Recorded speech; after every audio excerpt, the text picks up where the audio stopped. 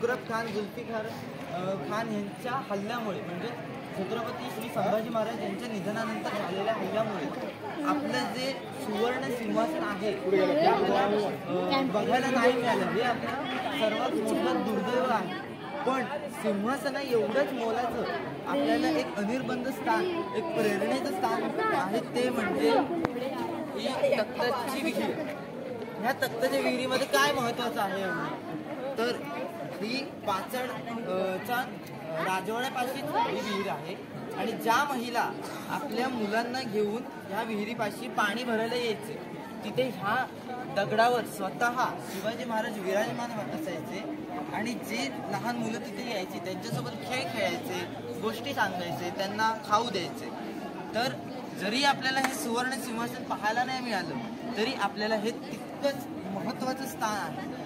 त्यानंतर जसं आपण रायगडावर पुन्हा येतो आणि राजदरबाराच्या पुढे जातो, दारू कोठाराच्या पण पुढे जातो, तसं आपल्याला मिळते ही रायगडाचं मुख्य वैशिष्ट्य ती म्हणजे बाजारपेठ.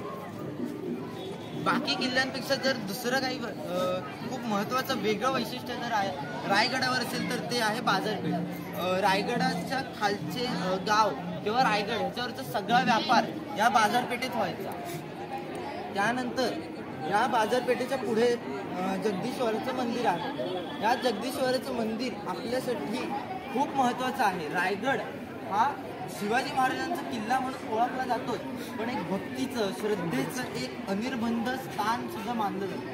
ह्याची एक खूप सर्वांना माहीत असलेली खूप मोठी गोष्ट आहे.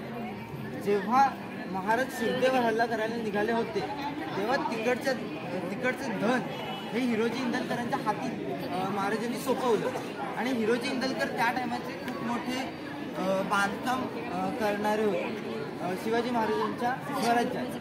तर त्यांच्याकडे काम रायगडाचं दिलं आणि खरं तर हा किल्ला शिवाजी महाराजांनी चंद्रराव मोरेंकडनं जिंकून घेतला होता रायरी या नावाने. पण आपण राजांना कसं सांगावं की आपलं जे धन आहे ते कमी पडतंय, आम्हाला पाठवून द्या. त्यामुळे त्यांनी जगात सर्वात मोठा त्याग केला, ते म्हणजे आपली जमीन, आपलं घर, त्यानंतर आपल्या बायकोचे दागदागिने, आपल्या मुलांचे दागदागिने, स्वतःची दागदागिने हे गहाण ठेवले आणि त्या धनसंपत्तीतून ही पूर्ण शिवलंका तयार केली गेली. आणि जेव्हा हे छत्रपती शिवाजी महाराजांना राज्याभिषेकावेळी कळालं तेव्हा ते अतिशय खुश झाले. त्यांचा आनंद गगनात मावेनासा झाला. त्यांनी विचारलं हिरोजी इंदलकरांना की हिरोजी तुम्हाला काय हवं याबद्दल. तर हिरोजी इंदलकर म्हणाले राजे रायगडाचं काम अजून बाकी आहे, पूर्ण झालं नाही, मला ह्याची बक्षिसी नको. उदयभान राठोड हा किल्ल्याचा सुभेदार होता तेव्हा आणि त्याबरोबर युद्ध करून ते इथे या जागेवर जखमी होऊन पडलेले आणि तेवढ्यात शिवाजी महाराज या पाचच्या म्हणजे कल्याण द्वारापासून इथे आले आणि त्यांनी त्याला भेट दिली आणि तेव्हा ते बोलले पण गड आला पण सुरुवात.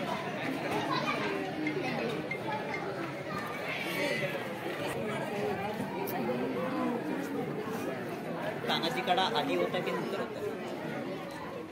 आधी होता.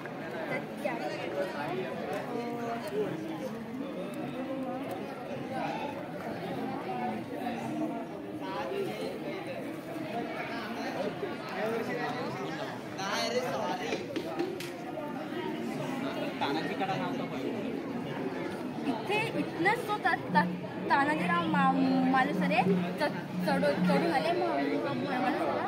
तानाजी कडा हे नाव नंतर देण्यात आणि तानाजी मालुसरे त्या कड्यावरून वरती आल्यानंतर महाराजांनी त्या कड्यावरून तानाजी कडा हे नंतर कधी होतं सिंहगड झालं. सिंहगड कधी झालं किल्ल्याचं?